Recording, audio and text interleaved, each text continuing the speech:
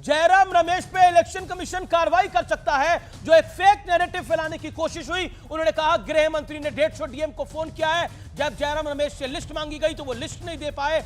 उनको कहा गया कि आप लिस्ट तुरंत दीजिए जिनको कॉल गए हैं। फिर उन्होंने 1 हफ्ते का समय मांगा, अब उन पर कार्रवाई हो सकती है। Gaurav Bhatia, your first reaction. Jairam Ramesh ने से सबूत मांगे थे इलेक्शन कमीशन ने, लेकिन वो नहीं दे पाए हैं अभी तक। शाम 7 बजे तक का टाइम दिया था, लेकिन सबूत नहीं पेश कर पाए हैं। मैं पहले एक बात जरूर कहूंगा कि कल 370 प्लस भाजपा की आएंगी, 400 प्लस एनडीए की आएंगी, और देश की जनता आतुर है, जिन्होंने आशीर्वाद दिया है नरेंद्र मोदी जी को सुनने के लिए।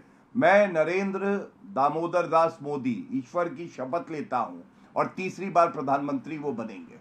अब मैं आपकी बात का उत्तर देता हूं। ये जो ब्रेकिंग न्यूज आ रही है, सख्त से सख्त कार्रवाई होनी चाहिए। ऐसे पार्टी को, ऐसे लोगों को बख्शा नहीं जाना चाहिए जो बिना तथ्य, बिना प्रमाण हमारी संवैधानिक संस्थाओं पे एक बार नहीं बार बार ठीकरा फोड़ते हैं। ये लड़ाई बिल्कुल सही आपने कहा, कल ठीकरा फोड़ने की है विपक्ष के लिए, और उसी की पृष्ठभूमि बनाई जा रही है। किसी में दम नहीं होगा ये कहे कि दगे कारतूस राहुल गांधी फिर से लॉन्च नहीं हुए, अखिलेश यादव की टूटी साइकिल और टूट गई है, या तेजस्वी यादव काम नहीं आए, या अरविंद केजरीवाल कट्टर बेईमान बाहर निकल के आए लेकिन स्वाति मालीवाल के न्याय नहीं दिला पाए, और इसीलिए ठीकरा फोड़ेंगे इलेक्शन कमीशन ऑफ इंडिया पे। ठीक है गौरव भाटिया, लेकिन जयराम रमेश पे ये बहुत बड़ी खबर है। जयराम रमेश पे कार्रवाई हो सकती है, और सूत्रों का ये भी दावा है कि इस पूरे मामले को इलेक्शन कमीशन ने बहुत सख्ती से लिया है, क्योंकि ये मिसलीडिंग और फेक न्यूज थी। इस वजह से ये सूत्रों का बहुत बड़ा दावा है। मैं सीधा रुख करता हूं, मेरे साथ रीना गुप्ता भी है, विवेक श्रीवास्तव भी है। विवेक श्रीवास्तव, आपका अनुभव बहुत लंबा है और आप क्योंकि अनुभवी हैं, मैं आपसे प्रश्न पूछता हूं। आज से पहले तो कभी किसी विपक्ष के नेता ने नहीं कहा था जो जयराम रमेश ने बोला। क्या वाकई जयराम रमेश के पास अगर सबूत नहीं थे तो सिर्फ इररिस्पॉन्सिबल स्टेटमेंट थी ये, और साथ ही साथ पॉइंट नंबर 2, साथ ही साथ एक हेडलाइन मैनेज करने का प्रयास था? विवेक जी। नहीं, देखिए, हेडलाइन मैनेज करने से क्या फायदा मिलता जयराम रमेश जी को या कांग्रेस को या इंडिया अलायंस को? तो डेफिनेटली जहां पे कोई आग लगी होगी धुआं वहीं पर होगा।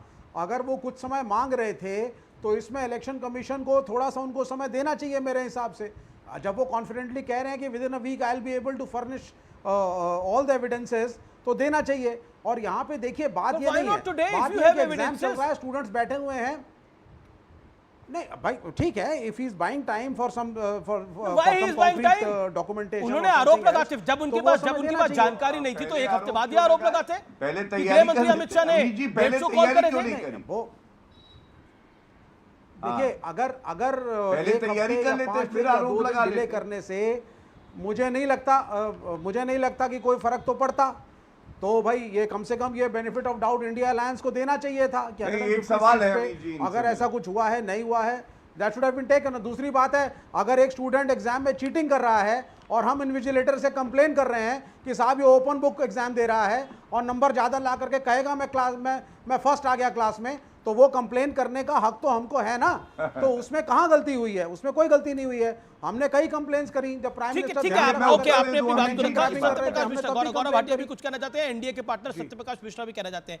सत्यप्रकाश मिश्रा जी, क्या डिटेल्स फर्निश करनी चाहिए जयराम रमेश को? देखिए, जयराम रमेश को डिटेल फर्निश बिल्कुल करनी चाहिए। चलिए, 150 कॉल किया, उनको पता है, पता नहीं कहां से पता है, उतना सबूत नहीं है उनके पास। 5 नंबर वो बता सकते हैं कि किस डीएम को कॉल किया है।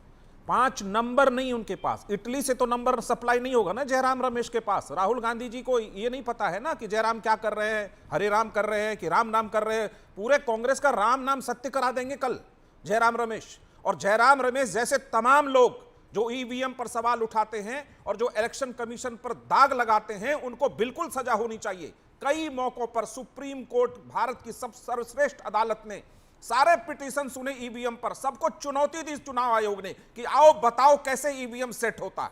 कोई नहीं कर पाया। उसके बाद मानसिक असंतुलन, जब आपका बिगड़ा है संतुलन, तो आप ईवीएम पर 150 कॉल पर क्या राहुल गांधी क्या अपनी पूरी राजनीतिक यात्रा कल ही समाप्त समझते हैं क्या? हारेंगे वो जरूर, लेकिन राजनीतिक यात्रा बची रहेगी। विपक्ष में कुछ न कुछ सीटें वो लाएंगे। तो क्या जहां वो सीट लाए वहां नहीं हुआ गड़बड़? मैंने पिछली बार वायनाड जीत लिए थे तो वहां ईवीएम बहुत अच्छा था, कर्नाटक के विधानसभा जीत लिए, ईवीएम बहुत अच्छा था, हिमाचल प्रदेश का चुनाव जीता, ईवीएम बहुत अच्छा था, दिल्ली में आम आदमी पार्टी को एग्जिट पोल ने कहा था 55 से अधिक सीट आएगी, पिछली बार 63 सीट लेकर आई, तो एग्जिट पोल भी अच्छा था, ईवीएम भी अच्छा था।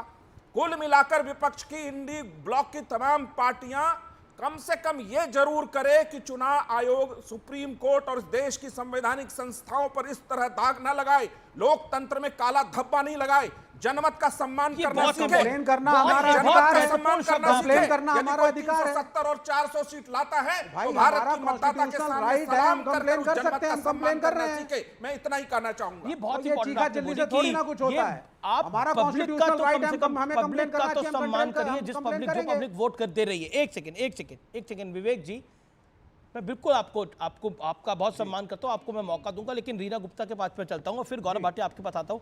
रीना गुप्ता, पॉइंट ये है कि पंजाब में आप लोग जीते तो एग्जिट पोल भी सही था, ईवीएम भी सही थी।